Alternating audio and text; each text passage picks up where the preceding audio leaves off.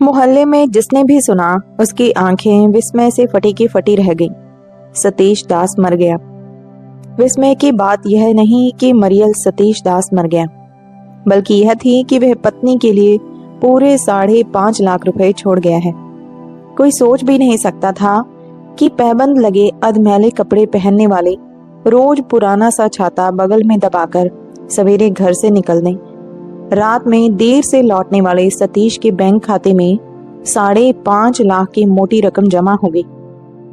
गली के बड़े बूढ़े सिर हिला हिलाकर कहने लगे, इसे कहते हैं तकदीर। अच्छा खाना पहनना भाग्य में नहीं लिखा था, पर बीवी को लखपति बना गया।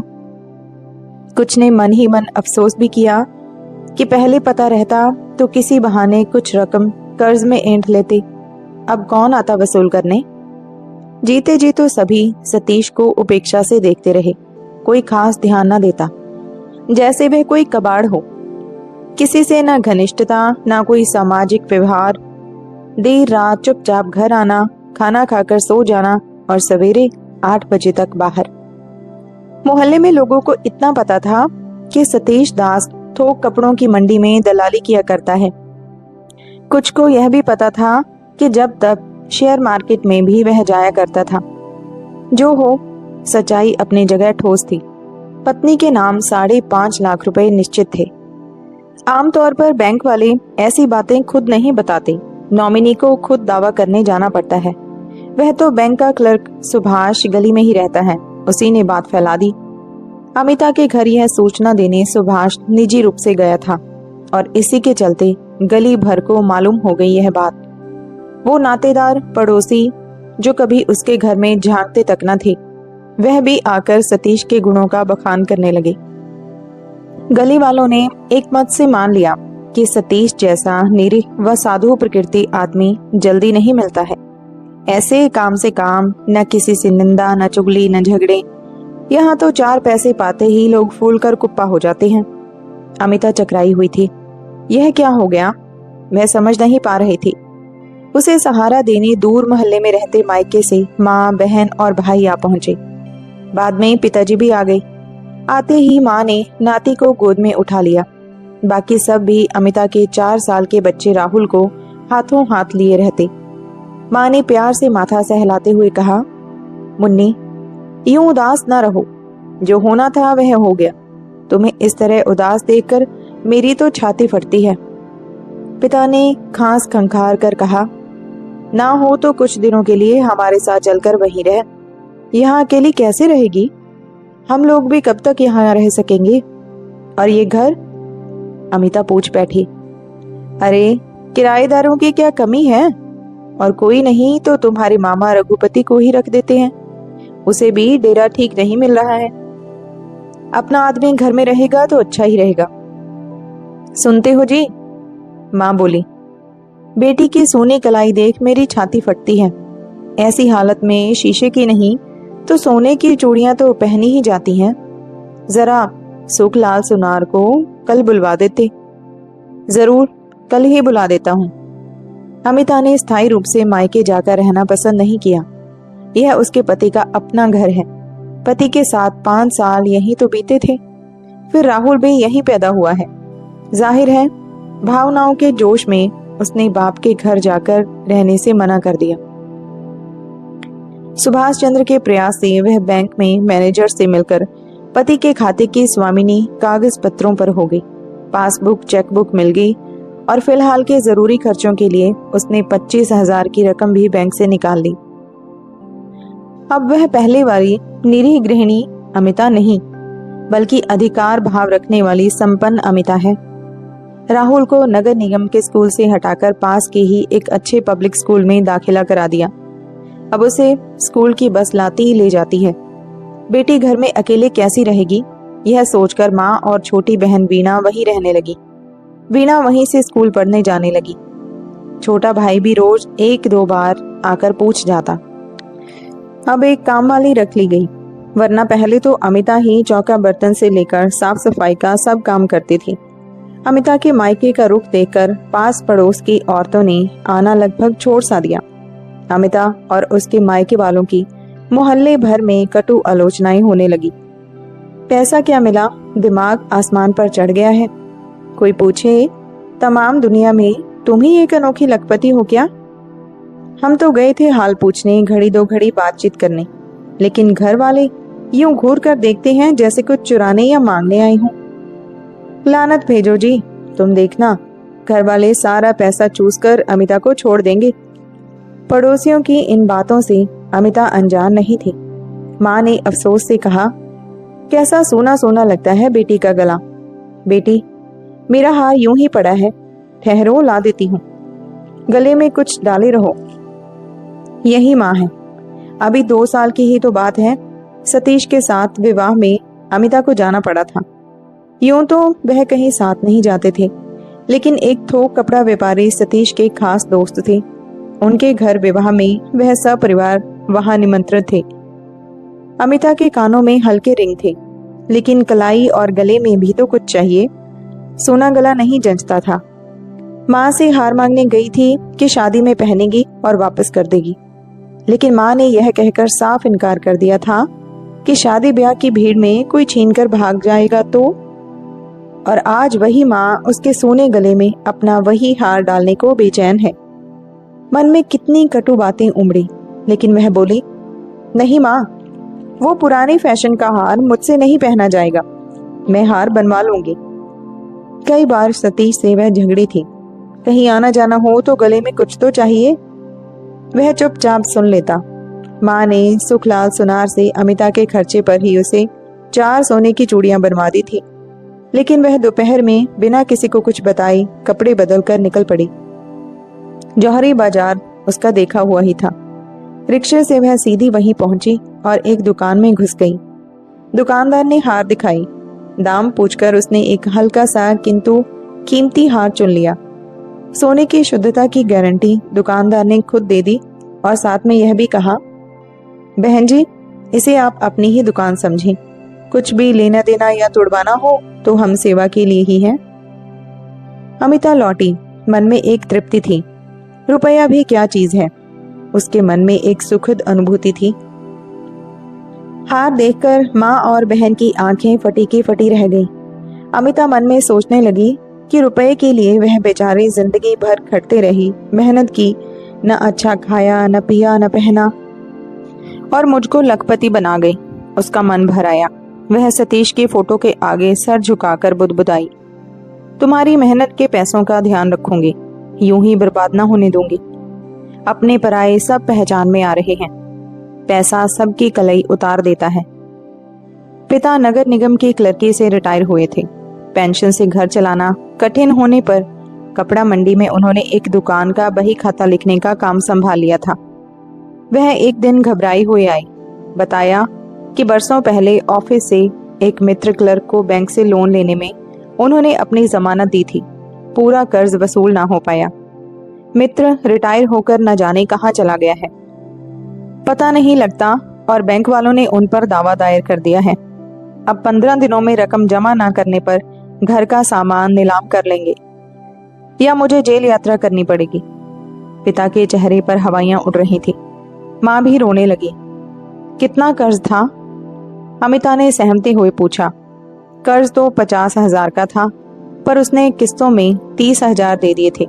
बाकी 20,000 का दावा बैंक वालों ने किया है। माँ ने रोते हुए अमिता का हाथ पकड़ लिया।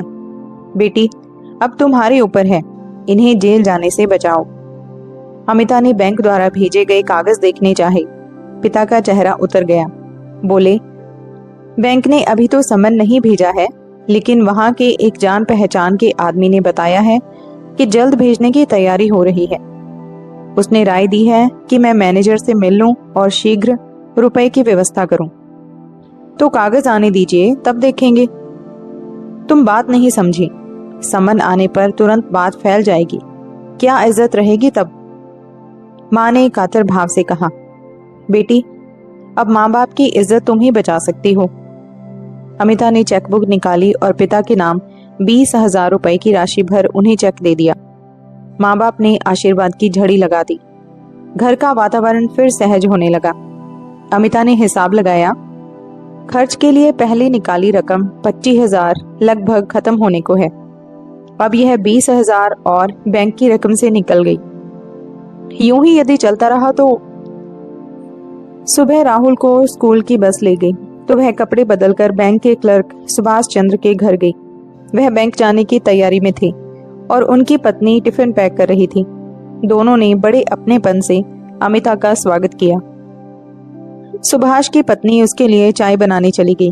अमिता बोली, सुभाष जी, मैं सोचती हूँ कि बैंक में पड़ी रकम के लिए कुछ ऐसा उपाय हो कि जब तक उसमें से रुपए निकाले ना जा सके सुरक्षित रहें। वही तो मैं आपको राय देना चाहता था। सुभाष चंद्र ने उत्साह से कहा, आपने कल 20,000 का एक चेक बनवाया है। मेरी सलाह मानिए तो पूरी रकम को 5 साल के लिए फिक्स्ड डिपॉजिट में डाल दें।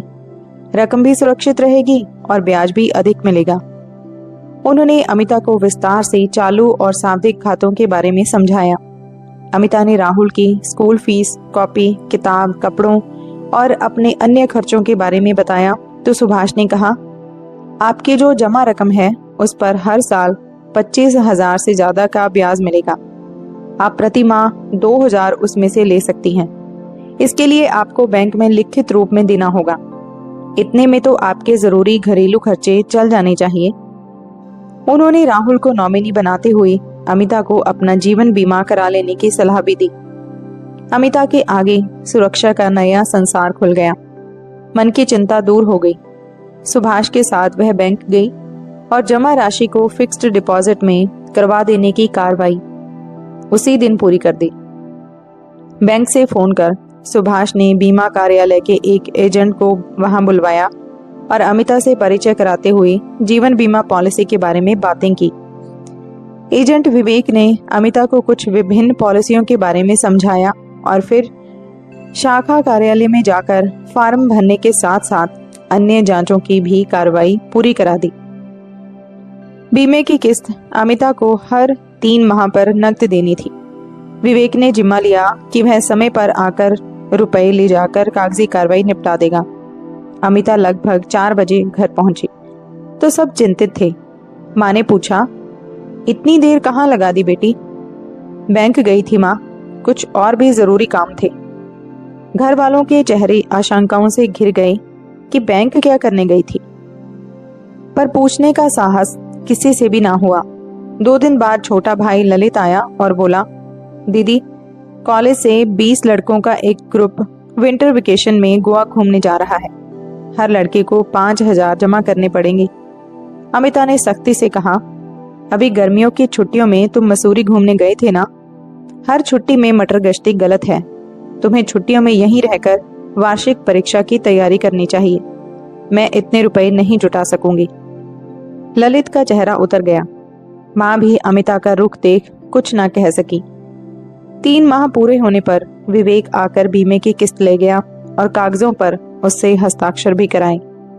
अमिता ने साफ शब्दों में माँ को बता दिया कि उसे अब राहुल की फीस और ललित की कोचिंग की फीस ही देने योग्य आय होगी। वीणा की फीस पिताजी जैसे पहले देते थे दिया करें। विवेक की सलाह से अमिता ने एक स्वयंसेवी संस्था की सदस्यता ग्रहण कर ली। उसके कार्यक्रमों में वह अधिकतर घर के बाहर ही रहने लगी। बाहरी अनुभव बढ़ने और व्यस्तता के चलते अब अमिता का तन मन अधिक खुश रहने लगा। विवेक से अमिता की अच्छी पटने लगी। अक्सर दोनों साथ ही बाहर घूमने फिरने निकलते। यह देखकर माँ पिता सहमते, किंतु सयानी और लखपति बेटी को क्या कहते। उसके कारण घर की हालत बदली थी। साल भर बाद ही एक दिन अमिता माँ से बोली, माँ, मैंने विवेक से विवाह करना तय कर लिया है। तुम्हारा आशीर्वाद चाहिए। माँ को तो कानों पर विश्वास ही ना हुआ। हतप्रभ से खड़ी रह गई। बगल के कमरे से पिताजी भी आ गए। क्या हुआ? मैं क्या सुन रहा हूँ? मैं विवेक के साथ विवाह करने जा रही हूँ, आशीर्वाद दें। माँ फट पड़ी। तेरी बुद्धि तो ठीक है, भला कोई विधवा। तभी विवेक आ गया। उसे देखकर माँ खामोश हो गई, लेकिन आते आते उसने उनकी बातें सुन ली थी। अंततः हंसकर विवेक बोला, माँ जी, आप किस जमाने की बात कर रही हैं? अब जमाना बदल गया है। अब विधवा की दोबारा शादी को बुरा नहीं समझा जाता। जब हमें कोई आपत्ति नहीं है तो दूसरों से क्या लेना। खैर, आप लोगों का आशीर्वाद हमारे साथ है, हमने मान लिया है। चलो अमिता। उसी दिन आर्य समाज मंदिर में उनका विवाह संपन्न हो गया। मन में सहमति न रखते हुए भी अमिता के माता पिता व भाई बहन विवाह समारोह में शामिल हुए। माँ पिता ने कन्यादान किया। विवेक के घर में केवल माँ और एक छोटी बहन ही थी। विवेक के ऑफिस के सहयोगी भी पूरे उत्साह से सम्मिलित हुए। साथियों ने निकट के रेस्टोरेंट में नव दंपति के साथ सबकी दावत की। अमिता ने माँ पिता के पैर छुए। फिर अमिता के साथ सभी लोग उसके घर आ गए तो विवेक की माँ ने कहा, समधी जी, अब अमिता को विदा कीजिए। वह अब मेरी बहू है, उसे अपने घर जाने दें। पिता की जुबान खुली, लेकिन राहुल। विवेक की माँ ने हंसकर कहा, राहुल विवेक को बहुत चाहता है। विवेक भी उसे अपने बेटे की तरह प्यार करता है। बच्चों को उसका पिता भी तो मिलना चाहिए। अमिता बोली, पिताजी, मेरे इस घर को फिलहाल किराए पर उठा दें। उस पैसे से भाई बहनों की पढ़ाई और घर की देखभाल आदि का खर्च निकल आएगा। चलते समय विवेक ने अमिता के माता पिता से कहा, पिताजी, मैंने अमिता से स्पष्ट कह दिया है कि तुम्हारा जो धन है वह तुम्हारा ही रहेगा और तुम्हारे ही नाम से रहेगा। मैं खुद अपने परिवार, पत्नी और पुत्र के लायक बहुत कमा लेता हूँ। आप ऐसा ना सोचें कि उसके धन के लालच में मैंने शादी की है। वह उसका और राहुल का है और उनका ही रहेगा। फिर माता पिता के पैर छूकर विवेक और अमिता थोड़े से सामान और राहुल को साथ लेकर चले गए। तो ये थी आज की कहानी। अगर वीडियो अच्छी लगी लाइक शेयर जरूर करें और चैनल पे नए हो तो सब्सक्राइब भी जरूर कीजिएगा। धन्यवाद।